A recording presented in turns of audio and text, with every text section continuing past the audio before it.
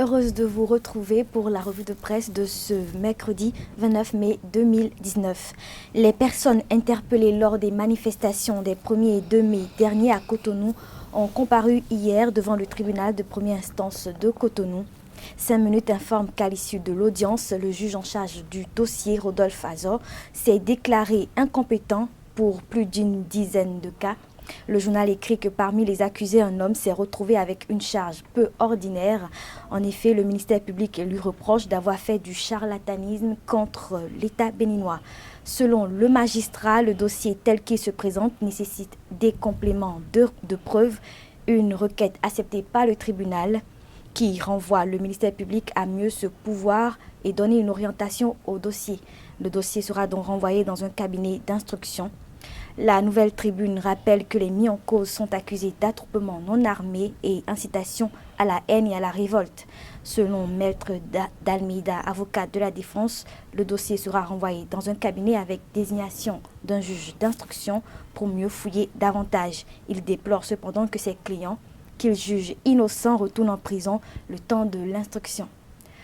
Politique à présent, pour une décrispation du climat sociopolitique actuel au Bénin, le parti Union démocratique pour un Bénin nouveau UDBN accepte de prendre part, le moment venu, aux échanges annoncés par le président de la République, Patrice Talon.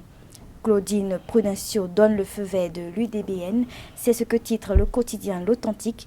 La présidente du parti l'a fait savoir à travers une déclaration lue en présence de ses militants. La presse du jour informe que dans sa déclaration, Claudine Prudencio a lancé un appel à toutes les forces de l'opposition et à toutes les organisations sociales pour qu'un dialogue franc et sincère s'instaure. Le quotidien Les 4 Vérités précise que Claudine Prudencio et ses militants insistent pour que les actes soient joints à la parole, une décision que ne partage pas toute la classe politique.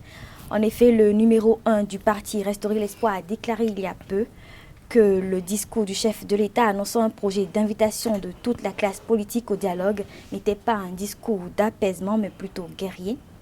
Il ne partage pas l'idée d'une main tendue. Il tend le poing ou la corde. Si vous vous approchez de la corde, vous allez vous pendre, avait-il souligné.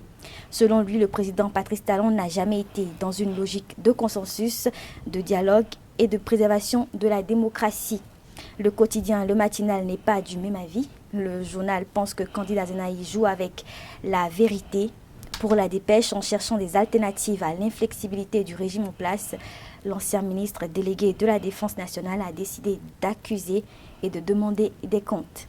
Nous restons en politique pour finir. Georges Bada ne siégera pas à la 8e législature de l'Assemblée nationale.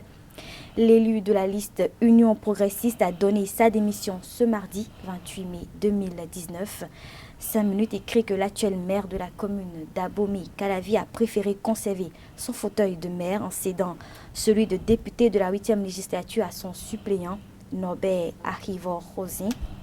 Ce dernier sera investi dans ses fonctions de député par le président de l'Assemblée nationale, Louis Vlavonou, vendredi prochain. La cérémonie d'investiture aura lieu à l'issue de la séance plénière devant conduire à la désignation des élus dans les institutions nationales et dans les parlements de la sous-région. Le journal rappelle que Norbert Arrivor-Rosin a été député du Parlement au cours de la 7e législature lorsque son titulaire, deuxième questeur d'alors, avait été élu maire d'Abomey-Calavi.